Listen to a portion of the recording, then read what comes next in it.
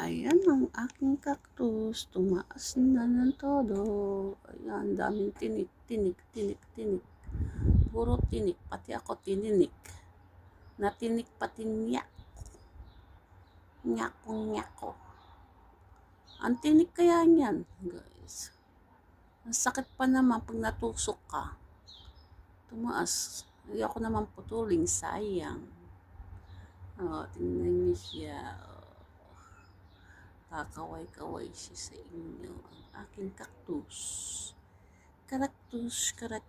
Ayan siya. Yan yung maliliit niya. May dry pa. Okay. Si cactus. Cactus. Lagay ko sa balkon para mahanginan.